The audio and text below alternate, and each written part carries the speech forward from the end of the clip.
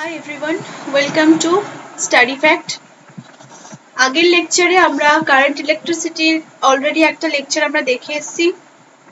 সেখানে আমরা তড়িৎ বিভব প্রভেদ আর তড়িৎ আধান কিভাবে সৃষ্টি হয়, কিভাবে তাদের মধ্যে একটা আকর্ষণ বল বিকর্ষণ বল কাজ করে, ধনাত্মক তড়িৎ আধান ঋণাত্মক তড়িৎ আধান এবং তাদের মধ্যে যে কুলম্বের সূত্র কিভাবে প্রয়োগ হয়, ফোর্স কিভাবে কাজ করে, সেটা আমরা আগের লেকচারে দেখে এসেছি। আজকের লেকচারে আমরা নেক্সট টপিকগুলো স্টার্ট করব। সেই টপিকগুলো হচ্ছে প্রবাহ মাত্রা এবং ওহমস ল। তার আগে সেই জিনিসটা দেখার আগে আমাদের একটা ব্যাটারির কিভাবে তড়িৎচালক বল কিভাবে সৃষ্টি হয়, কোষ কিভাবে সৃষ্টি হয়, সেটাকে আমরা কিভাবে তৈরি করতে পারি, সেই জিনিসটা আমরা দেখার চেষ্টা করব। তো এই চ্যাপ্টারটার জন্য সব ভালো বই, আমি আগের লেকচারেও বলে দিয়েছি, এই চ্যাপ্টারটার জন্য ভালো বই হচ্ছে দুয়ারি মাইতির যে বইটা, সেই বইটা কিন্তু খুব ভালো। সেখানে সুন্দর করে প্রত্যেকটা জিনিস টপিক ওয়াইজ ভালো করে লেখা আছে, এক্সপ্লেন করা আছে। তো লেকচার দেখার সাথে সাথে বই পড়াটাও কিন্তু খুব ইম্পর্টেন্ট, কারণ বই পড়ে যে ধারণা পাওয়া যায় সেটা কিন্তু সব থেকে বেস্ট হয়। ঠিক আছে, তো লেটস স্টার্ট।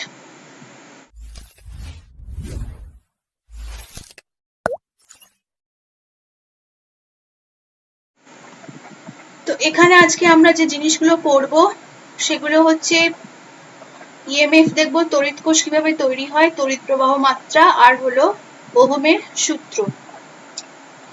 ওকে, তো লেটস স্টার্ট।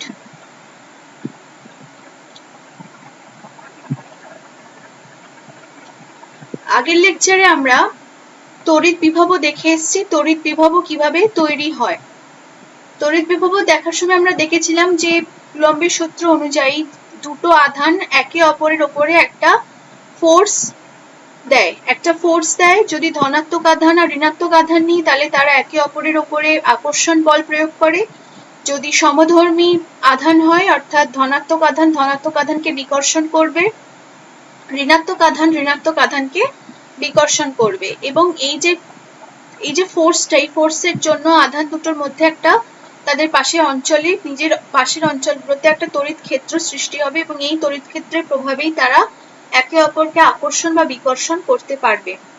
এবারে আমরা দেখেছিলাম যে আমরা অসীম দূরত্ব থেকে যদি কোনো একটা ধনাত্মক আধানকে নিয়ে আসার চেষ্টা করি একটা ধনাত্মক আধানের দিকে, তাহলে আমরা বিকর্ষণ বলের এগেনস্টে কাজ করছি। বিকর্ষণ বলের এগেনস্টে কাজ করার জন্য এই যে কার্যশক্তিটা ওই অসীম দূরত্ব থেকে আনা ধনাত্মক আধানটার উপরে মধ্যে স্থিতিশক্তি রূপে জমা থাকবে, কারণ ওই অসীম দূরত্ব থেকে আনা একক ধনাত্মক আধানটাই আমরা বিকর্ষণ বলের প্রভাবে কাজ করাচ্ছি সেই অসীম দূরত্ব থেকে আনা ধনাত্মক আধানটার উপরে।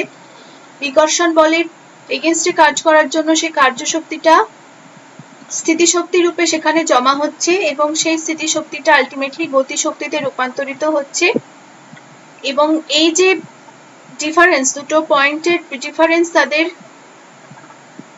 তড়িৎ বিভবের যে ডিফারেন্স, এই যে কার্যশক্তিটা জমা হচ্ছে স্থিতিশক্তি রূপে, এই কার্যশক্তিটাকে অ্যাকচুয়ালি তড়িৎ বিভব বলা হয়। এই তড়িৎ বিভবটা দুটো পয়েন্টের ক্ষেত্রে আমরা দেখেছিলাম, তড়িৎ বিভব VR মাইনাস VS করে। কার্যশক্তি কখন তাহলে আধানের সাথে সমান হবে, যখন তাদের মধ্যে বিভব প্রভেদের পরিমাণ যখন কার্যশক্তির সাথে সমান হবে, যখন সেখানে আমরা 1 ইউনিট আধান নেব, 1 কুলম্ব আধান নেব। সিজিএস পদ্ধতিতে আর এসআই পদ্ধতিতে আমরা এদের ইউনিট দেখেছিলাম। এবারে আজকে আমরা শুরু করব তড়িৎ প্রবাহ মাত্রা। তড়িৎ প্রবাহ মাত্রা হচ্ছে সিম্পলি প্রবাহ, তড়িতের প্রবাহ, কারেন্ট প্রবাহ হচ্ছে, সেটাই হচ্ছে তড়িৎ প্রবাহ। তড়িৎ প্রবাহ মানে কোনো পরিবাহীর মধ্য দিয়ে, পরিবাহী মানে কপার, আমরা যে তার দেখে থাকি বাড়িতে, যে লাইটের তার আমরা দেখে থাকি, সেই লাইটের তার কিন্তু মেইনলি কপার দিয়ে তৈরি হয়। সেই কপারের একটা তড়িৎ পরিবাহী, অর্থাৎ সেই তারটা কিন্তু তড়িৎ পরিবহন করতে সক্ষম। এছাড়াও আমরা তড়িৎ অপরিবাহীও কিছু জিনিস দেখতে পাই, সেই তড়িৎ অপরিবাহী জিনিস যাদের মধ্যে তড়িৎ প্রবাহ হতে পারে না। তাহলে অবশ্যই এমন কোনো জিনিস নিতে হবে যার মধ্যে দিয়ে তড়িৎ প্রবাহ যেতে পারবে। তো সেই পরিবাহীর মধ্য দিয়ে তড়িৎগ্রস্ত কণা, কারণ তড়িৎগ্রস্ত কণা অর্থাৎ প্লাস চার্জ আর নেগেটিভ চার্জের প্রেজেন্সের জন্যই সেখানে তড়িৎ প্রবাহ হয়। প্লাস চার্জ আর নেগেটিভ চার্জের প্রেজেন্সের জন্য যেহেতু তড়িৎ প্রবাহ হয়, অর্থাৎ তড়িৎগ্রস্ত কণার যে প্রবাহ সেই পরিবাহীর মধ্যে দিয়ে, সেটাই হচ্ছে তড়িৎ প্রবাহ। আচ্ছা, তড়িৎ প্রবাহের ইকুয়েশন হচ্ছে, এখানে যদি আমরা I কে আমরা প্রবাহ ধরে থাকি, আর Q হচ্ছে একটা আধান, আর T হচ্ছে টাইম, তাহলে কখন আমাদের ক্ষেত্রে I is equals to Q হবে? ডেফিনিশন যদি আমরা দেখি, তড়িৎ প্রবাহের ডেফিনিশন যদি দেখি, কখন I is equals to Q হবে? যখন টাইম is equals to 1 হবে, যখন টাইম is equals to 1 হবে, অর্থাৎ একক সময়ে টাইম is equals to 1 হবে, আর যখন Q is equals to, অর্থাৎ Q is equals to যখন I হবে, অর্থাৎ একক সময়ে যে পরিমাণ আধান কোনো তড়িৎ প্রবাহের মধ্যে দিয়ে প্রবাহিত হয়, সেটাই হচ্ছে সেই প্রস্থচ্ছেদে পরিবাহীর তড়িৎ প্রবাহ মাত্রা। ঠিক আছে, মানে একক সময়ের মধ্যে দিয়ে যদি একক সেকেন্ড, মানে একক সময় মানে এখানে একক সেকেন্ড ধরা হয়েছে, টাইমটাকে আমরা এখানে সেকেন্ড হিসেবে রিপ্রেজেন্ট করছি, একক সেকেন্ড। তাহলে 1 কুলম্ব আর 1 সেকেন্ডে যে 1 কুলম্ব যে তড়িৎ প্রবাহ যাচ্ছে, সেটাই হচ্ছে তড়িৎ প্রবাহ মাত্রা। আর এসআই পদ্ধতিতে তড়িৎ প্রবাহ মাত্রার একক হলো অ্যাম্পিয়ার, খুবই ইম্পর্টেন্ট, যেটাকে কুলম্ব পার সেকেন্ড বলা হয়। কুলম্ব পার সেকেন্ড কেন বলা হয়? এসআই পদ্ধতিতে আধানের একক হচ্ছে, আমরা জানি, কুলম্ব, আর টিটাকে আমরা সেকেন্ড হিসাবে ধরছি, টি এর ইউনিট এখানে আমরা সেকেন্ড নিচ্ছি। তাহলে ডেফিনেশন কি হবে? যেটা এক্ষুনি বললাম, পরিবাহীর কোনো প্রস্থচ্ছেদের মধ্য দিয়ে 1 সেকেন্ড সময় যে পরিমাণ আধান প্রবাহিত হয়, 1 কুলম্ব আধান প্রবাহিত হচ্ছে, সেই কারণে তাকে 1 অ্যাম্পিয়ার বলা হচ্ছে। 2 অ্যাম্পিয়ার তাহলে কি হবে? তার মানে একক সময়ে যদি সেই তড়িৎ পরিবাহীর মধ্যে দিয়ে 2 কুলম্ব আধান প্রবাহিত হয়, তখন তাকে বলা হয় 2 অ্যাম্পিয়ার তড়িৎ প্রবাহ। ঠিক আছে, তাহলে তড়িৎ প্রবাহর মাত্রার যে কিভাবে আমরা রিপ্রেজেন্ট করব, সেটা রিপ্রেজেন্ট করার পদ্ধতি হলো I। এবারে ধাতব পরিবাহীর মধ্যে তড়িৎ প্রবাহ মাত্রা কিসের জন্য সৃষ্টি হয়? আমি বললাম যে তড়িৎগ্রস্ত কণার প্রবাহ। তড়িৎগ্রস্ত কণাটাই হচ্ছে এখানে পজিটিভ চার্জ অথবা নেগেটিভ চার্জ। কিন্তু ধাতব পরিবাহীর মধ্যে কিন্তু তড়িতের যে বাহক, অর্থাৎ যে তড়িৎগ্রস্ত কণার জন্য তড়িৎ প্রবাহিত হয়, সেটা হচ্ছে ইলেকট্রন বা নেগেটিভ চার্জ। আবারও বলছি, ধাতব পরিবাহীর মধ্যে কিন্তু তড়িৎ প্রবাহের সৃষ্টির মেন কারণ হলো ঋণাত্মক চার্জ বা মুক্ত ইলেকট্রন। যে ফ্রি ইলেকট্রন আমরা জানি নেগেটিভলি চার্জ হয় ইলেকট্রন, তাহলে ফ্রি ইলেকট্রনের যে প্রবাহ, সেই প্রবাহটাই হচ্ছে তড়িৎ প্রবাহ ধাতব পরিবাহীর মধ্যে। তাহলে এবার আমরা যদি ধাতব পরিবাহীর মধ্যে তড়িৎ প্রবাহের অভিমুখ দেখতে চাই, অভিমুখ কিন্তু হবে ধনাত্মক আধানের গতিমুখ। ধনাত্মক আধানের গতিমুখকে বলা হয় তড়িৎ প্রবাহ। দেখো এখানে বলছে যে তড়িৎ প্রবাহের অভিমুখ বলতে এখানে ধনাত্মক আধানের গতিমুখকে বোঝায়। আর ধাতব পরিবাহীর ক্ষেত্রে তড়িৎ প্রবাহের অভিমুখ হলো মুক্ত ইলেকট্রনের অভিমুখের বিপরীত দিকে।